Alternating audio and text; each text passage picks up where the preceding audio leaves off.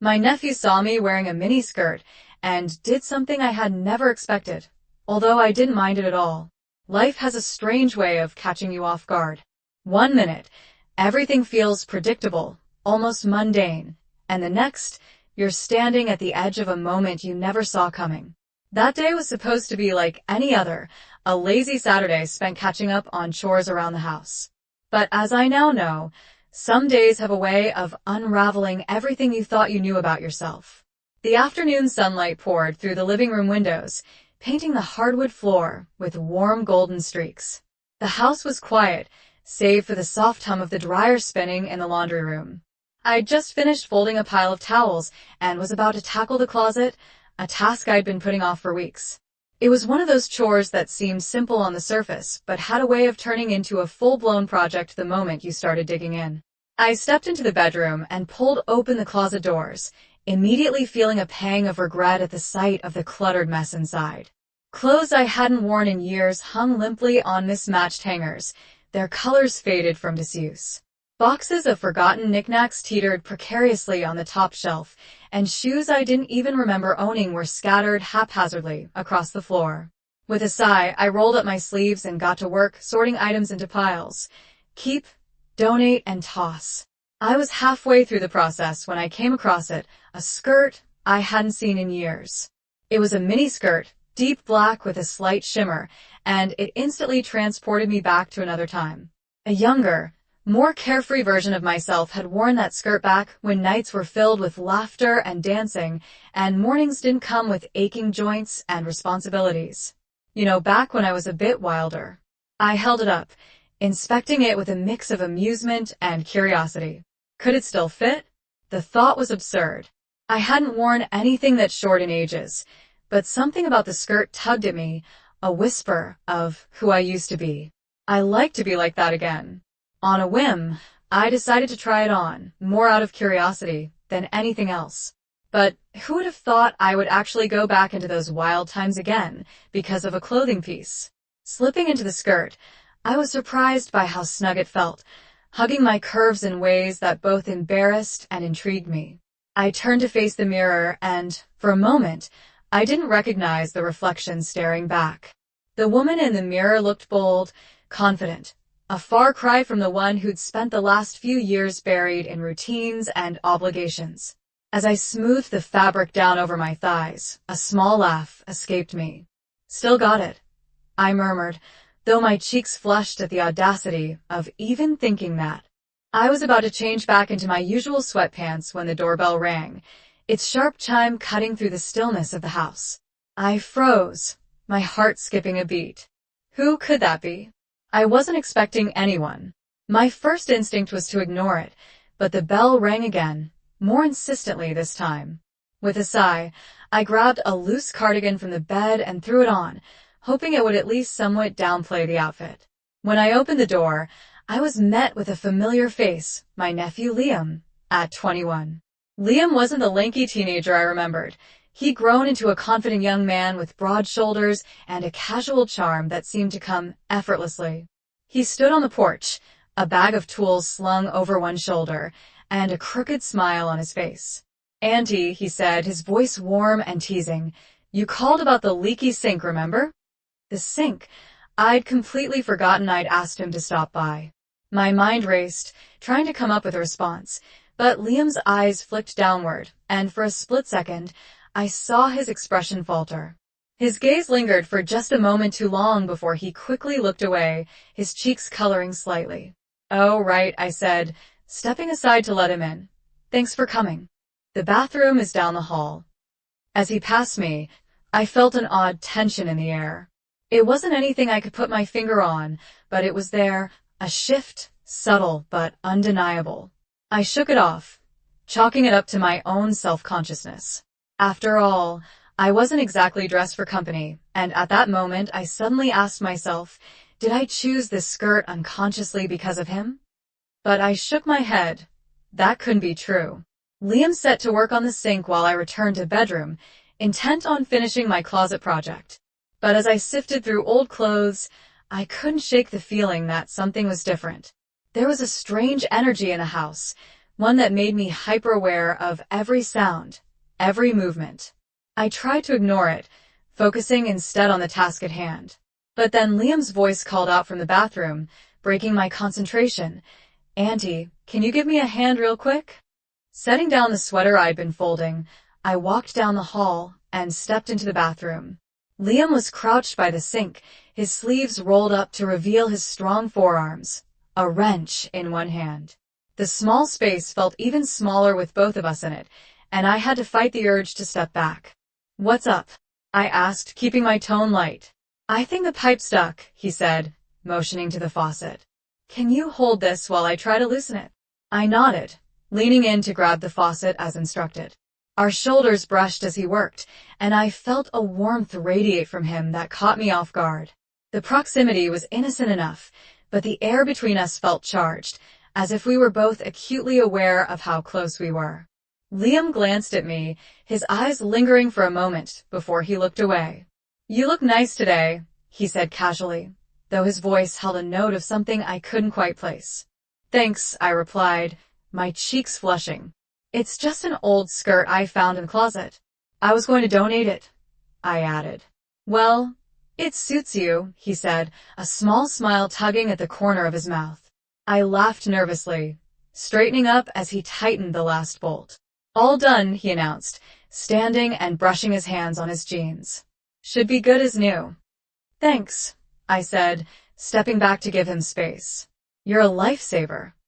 Liam leaned against the counter, his gaze steady. "You know, I don't think I've ever seen you wear something like that before," he said. I froze, unsure how to respond. His tone wasn't teasing. It was soft, almost thoughtful. I tugged at the hem of the skirt, suddenly feeling self-conscious. "It's just an old thing," I said quickly. "Nothing special." He didn't say anything for a moment, just looked at me with an expression I couldn't quite read. Then he smiled, his usual easygoing grin returning. "Well, it looks good on you," he said, his voice low. The words lingered in the air, heavier than they should have been. I quickly turned to leave the bathroom, my heart racing for reasons I didn't fully understand. But as I stepped into the hallway, I felt Liam's presence close behind me, his footsteps echoing mine. "Auntie," he said, his voice stopping me in my tracks. I turned to face him, my breath catching as our eyes met. "Yeah," he hesitated, as if searching for the right words. "You ever feel like something's happened for a reason?" Liam's question hung in the air, heavy with unspoken meaning. I blinked, unsure how to respond. "What do you mean?" I asked carefully, trying to keep my voice steady. He hesitated, his gaze flickering to the floor before meeting mine again. "I don't know," he said. "Just feels like sometimes things happen the way they're supposed to, even if we don't understand it at first." There was a weight in his words that unsettled me, and I forced a small laugh, brushing it off. "You've been reading too many philosophy books," I teased, stepping past him toward the kitchen. "Come on. I'll grab you something to drink before you head out." Liam followed me, his footsteps soft against the hardwood floor. The tension from the bathroom still lingered, but I did my best to ignore it, focusing instead on the familiar comfort of routine. I pulled a glass from the cabinet, filling it with water before handing it to him. "Thanks," he said, taking the glass but not drinking. His eyes were on me again, studying me in a way that made my skin prickle. "You know, I wasn't sure if I should come by today," he said. "Why not?" I asked, leaning against the counter. "You're always welcome here, Liam, you know that." He shrugged, setting the glass down without taking a sip. "I guess I just didn't want to bother you." "You're not bothering me," I said firmly, though I felt a flicker of doubt. Was he picking up on my unease? Did he sense the shift in the air that I was trying so hard to ignore? Liam nodded, but his expression remained unreadable. He glanced at the clock, then back at me. "I should probably get going," he said finally. "Thanks for letting me help out with the sink." "Of course," I said, relieved to have an excuse to end the conversation. "Drive safe." He gave me a small smile before heading toward the door. But as he reached for the handle, he paused, turning back to look at me. "Auntie," he began, his voice soft. Yes, for a moment, he seemed to wrestle with whatever was on his mind. Then he shook his head, letting out a small laugh. "Never mind." I'll see you later. And just like that, he was gone, the door clicking shut behind him. I stood there for a moment, staring at the empty space where he'd been, my thoughts swirling. There was something unspoken between us, something I couldn't quite name, but couldn't deny either. It was unsettling, confusing, and I hated the way it made me feel. I thought it was over, but oh no, this was just the beginning. I had never expected what would come after. I tried to push the thoughts out of my mind, returning to my chores and busying myself with anything that would distract me. But no matter how hard I worked, Liam's words and the way he'd looked at me kept replaying in my head. That night, as I curled up on the couch with a cup of tea, I finally allowed myself to think about it. Was I overreacting? Had I misinterpreted his intentions? Liam was family, surely. He didn't mean anything by it. But the memory of his lingering gaze, the soft tone of his voice, and the hesitation in his words refused to fade.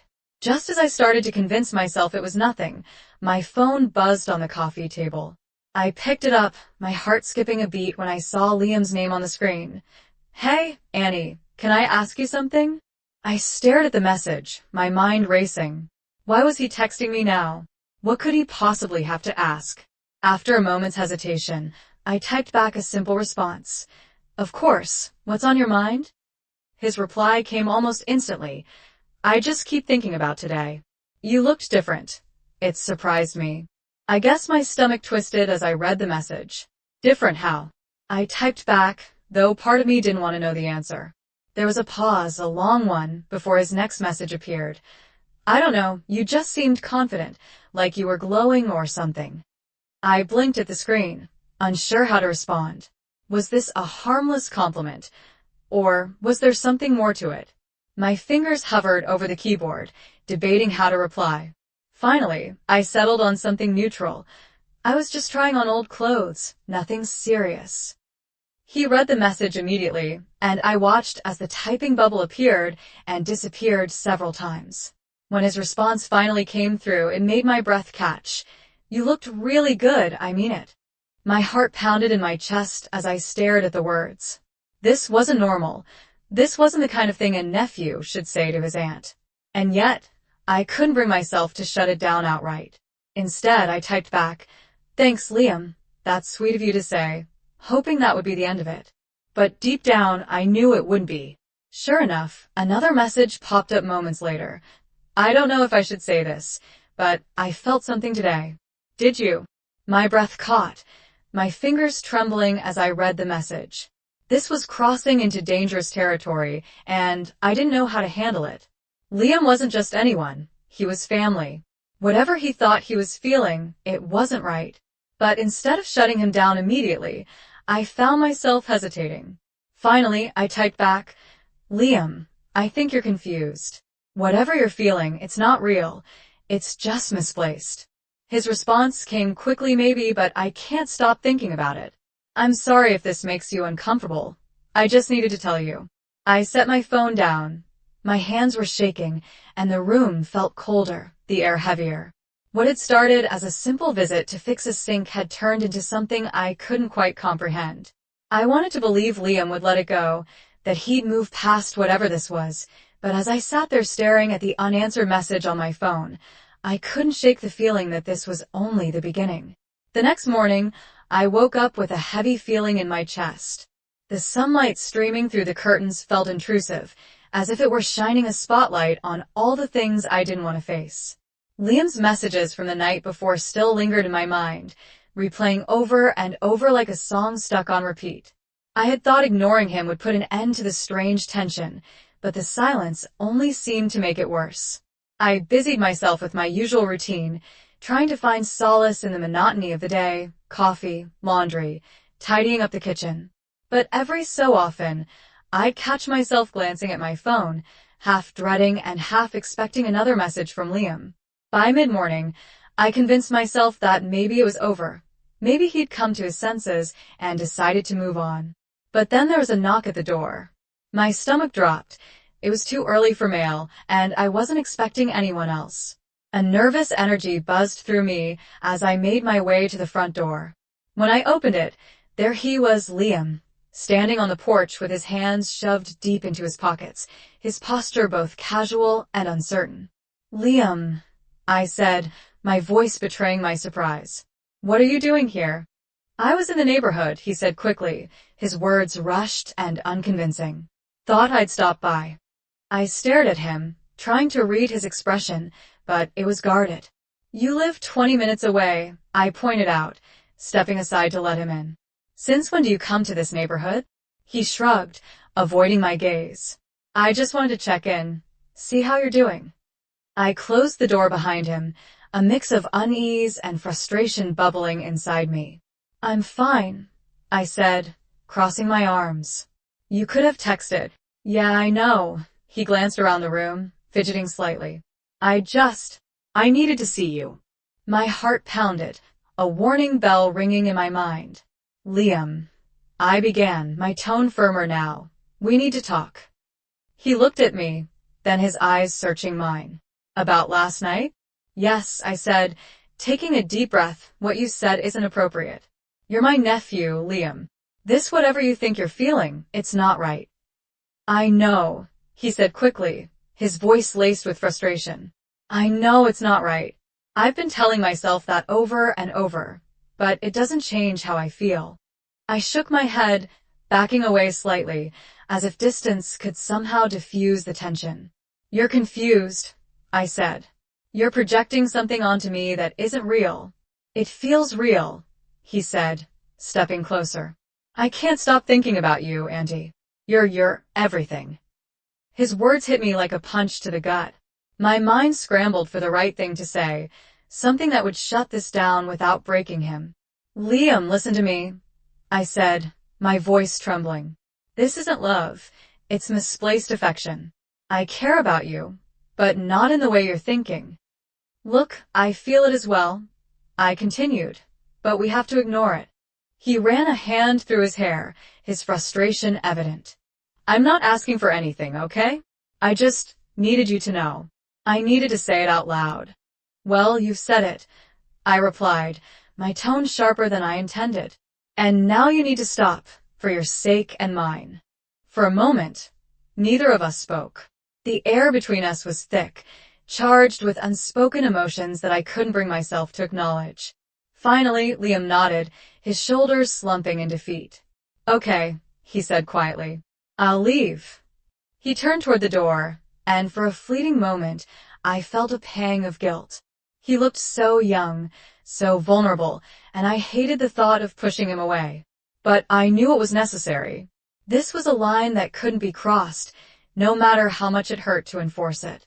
"Liam," I called out just as he reached the door. He stopped, glancing back over his shoulder. "Yeah, I care about you," I said softly. He nodded, his expression unreadable. "I care about you too, Auntie." And with that, he was gone, again leaving behind an emptiness that I couldn't quite explain. I sank onto the couch, my head in my hands, as the reality of what had just happened settled over me. Liam wasn't just some stranger with misplaced feelings, he was family. And I had no idea how to navigate this without losing the bond we'd shared. Something in me told me I wanted him. I didn't think of it to give into that, at that moment, not yet. I guess I needed some time for that. And that night, as I lay in bed, I kept replaying our conversation in my mind. Had I been too harsh, too dismissive, or had I done the right thing by shutting him down? The questions swirled in my mind, refusing to let me rest. When my phone buzzed on the nightstand, I felt a jolt of both dread and anticipation. Sure enough, it was Liam. "I'm sorry," the message read. "I didn't mean to make things harder for you. I just needed to tell you the truth." I stared at the screen, unsure how to respond. My instincts told me to leave it alone, to let the silence speak for itself, but another part of me, the part that had always cared too much, couldn't ignore it. "I understand," I typed back, "but this has to stop, Liam, for both of us." His reply came almost instantly. "I know. I'll try, but I can't promise it'll be easy." I set the phone down. My hands were trembling. This wasn't over. I could feel it in the pit of my stomach, an unshakable certainty that this was only the beginning of something far more complicated than I was prepared to handle. The following days felt like a strange limbo. Liam didn't reach out again, and while I was grateful for the silence, it also left me uneasy. The tension hadn't disappeared. It had only shifted into something quieter, heavier. I threw myself into work, errands, and anything else that could distract me from the swirling thoughts I couldn't seem to escape. But no matter how busy I kept myself, the memories lingered, his words, his gaze, the raw vulnerability in his voice. Then, just as I started to think the silence might last, he showed up again. It was late afternoon, and I was in the kitchen prepping dinner when I heard the knock at the door. My heart sank immediately. The familiar apprehension settled over me like a heavy blanket. I wiped my hands on a towel, hesitating for a moment before making my way to the door. When I opened it, there he was, Liam, standing on the porch with his hands stuffed into his jacket pockets. "Liam," I said, my voice betraying my surprise. "What are you doing here?" "I needed to see you," he said simply, his tone calm but resolute. I couldn't leave things the way they were. I stepped aside, letting him in, despite the unease twisting in my stomach. "We talked about this," I said, closing the door behind him. "I thought we agreed to take some space." "I know," he said, turning to face me. "And I've been trying, but I can't stop thinking about you, Andy. It's like you're always in my head." "I'm sorry." I crossed my arms, leaning against the door as I tried to steady my nerves. "Liam, we can't keep having this conversation. You're my nephew. It's not right." "I know it's not," he said, his voice rising slightly. "But knowing doesn't change how I feel. I care about you more than anyone else, and I can't just pretend that I don't." His words hit me like a punch to the gut, and for a moment, I was at a loss for what to say. "Come in, Liam," I said, while I closed the door. "This isn't fair," I said finally, my voice trembling. "It's not fair to me or to you. You need to let this go." "I've tried," he said, his voice breaking slightly, "but I don't know how. You're the only person who's ever really been there for me, Andy. You've always cared, always understood me in a way no one else does. How am I supposed to just let that go?" I closed my eyes, a wave of guilt washing over me. I wanted to tell him that he was wrong, that his feelings were misplaced and temporary, but deep down, I knew this wasn't something that could be fixed with a few simple words. "Liam," I said softly, stepping closer to him. "I care about you too, but not like this. You're confusing admiration and gratitude with something else, and it's not healthy for either of us." He shook his head, his jaw tightening. "You think this is just some phase that I'll wake up one day, and it'll be gone." "I think you're putting me on a pedestal," I said, my voice firmer now. "And that's not fair to me. I'm not perfect, Liam. I'm just a person trying to do my best." For a moment, he didn't respond. He just stood there, his hands clenched at his sides, his expression a mix of frustration and pain. Then finally he nodded. "Maybe you're right," he said quietly, "but that doesn't make it any easier. I know," I said, my tone softening, "but you need to take some time for yourself. Focus on your life, your goals. This isn't the path for either of us." He looked at me, then his eyes filled with an emotion I couldn't quite name. "You're not going to push me away completely, are you?" "No," I said firmly. "I'll always be here for you, Liam, but we need boundaries for both our sakes." He nodded slowly, the tension in his posture easing slightly. "Okay," he said, "I'll try." We stood there for a moment, the silence between us heavy, but not as sharp as it had been before. It felt like an understanding had been reached, fragile but real. I walked him to the door, and as he stepped onto the porch, he turned back to look at me. "Thank you," he said quietly, "for listening, for not just shutting me out." I managed a small smile. "Take care of yourself, Liam." As he walked away, I closed the door, leaning against it as a wave of exhaustion washed over me. It wasn't a resolution, not really, but it was a start. For the first time in days, I felt a glimmer of hope that we might find a way through this, without losing the bond we'd always shared. But that hope was short-lived. Later that evening, Just as I was settling in for the night, my phone buzzed with a text. I picked it up, expecting a message from a friend or a work reminder, but it was from Liam. I'm sorry, Auntie.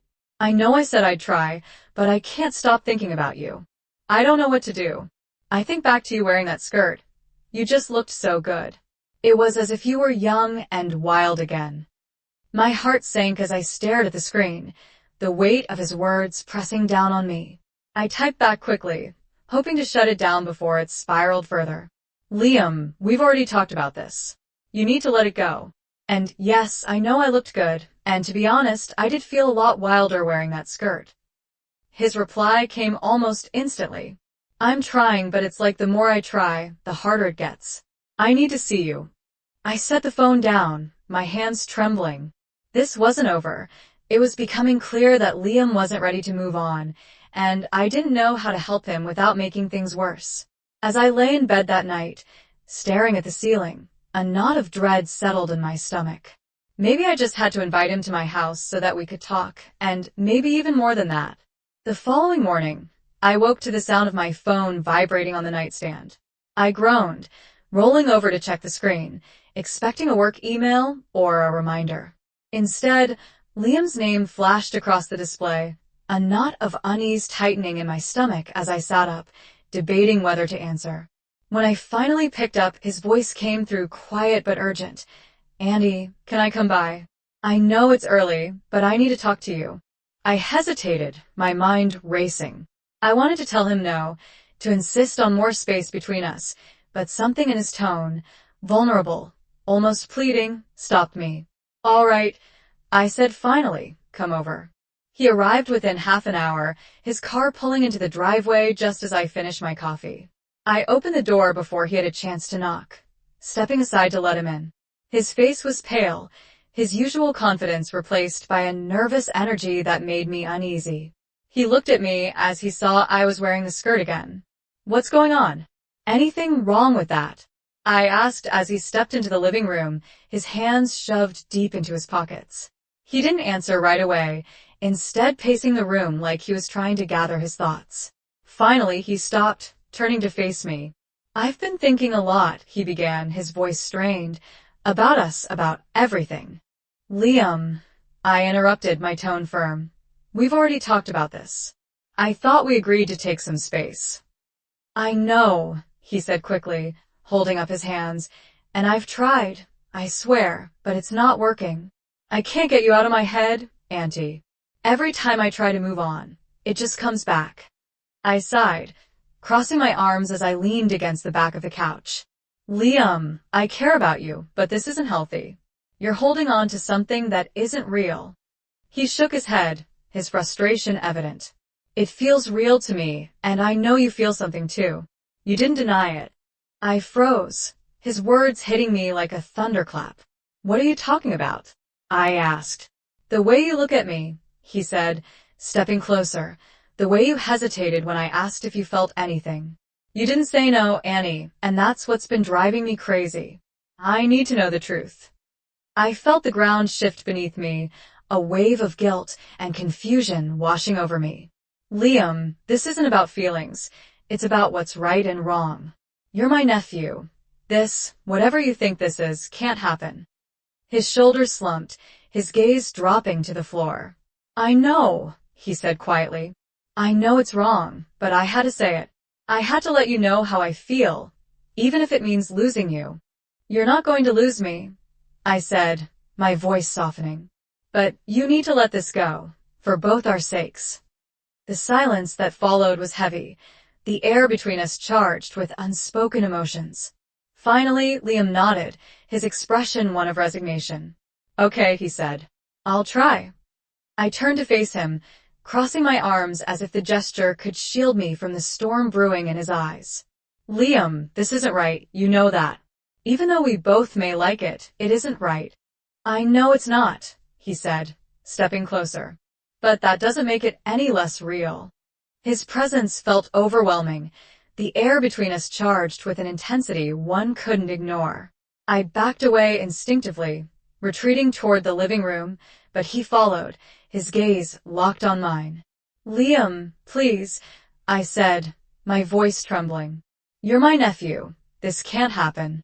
Why not? He asked, his voice breaking. You keep telling me it's wrong, but you've never said you don't feel anything. You can't keep denying it, Andy.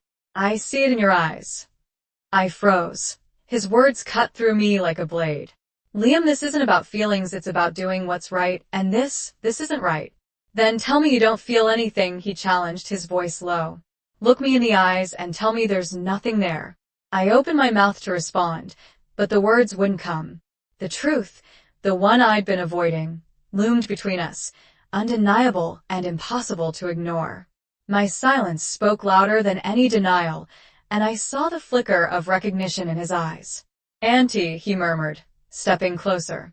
His hand reached out, brushing against mine, and the touch sent a jolt through me. I care about you more than I've ever cared about anyone. I know it's not supposed to be this way, but I can't help it, and I don't think you can either. I should have pulled away, should have told him to leave, but I couldn't move. The intensity of his gaze held me in place, my resolve crumbling under the weight of everything we'd been holding back. Liam, I said, my voice barely audible. It feels right, he said, his voice trembling. Tell me I'm wrong. Tell me to leave, and I will. His hand lingered on mine, his touch warm and steady. I looked up at him, my breath catching as our eyes met. The space between us seemed to shrink, the tension pulling us closer despite every logical reason to resist. The words caught in my throat. My mind was warring with my heart. But before I could finish, he leaned in, his lips brushing against mine in a kiss that was both tentative and charged with emotion. For a moment, I froze, caught in the whirlwind of sensation and disbelief, but then something inside me gave way, and I found myself responding. The weight of our shared tension finally breaking, the kiss deepened. His hands moved to my waist as he pulled me closer. It went from bad to worse. He looked at the skirt, and we both knew what he meant. This was amazing. Even though it may be wrong, it didn't feel so. It felt good. It felt very good. The world around us seemed to fade. The only thing that mattered was the connection we'd fought so hard to deny. It was overwhelming, a rush of emotions and sensations that left me breathless. I felt his hand slide at my back, his touch firm yet gentle, and I shivered under the intensity of it all. Liam, I murmured, pulling back slightly to catch my breath. I know, he said, his forehead resting against mine. But I can't stop. I don't want to stop. Neither did I, at least not in that moment. The lines we'd drawn had blurred completely, leaving us standing on the edge of something we couldn't take back. I knew there would be consequences, that this would change everything, but for once, I let myself stop thinking and just feel, as the moment stretched into something deeper.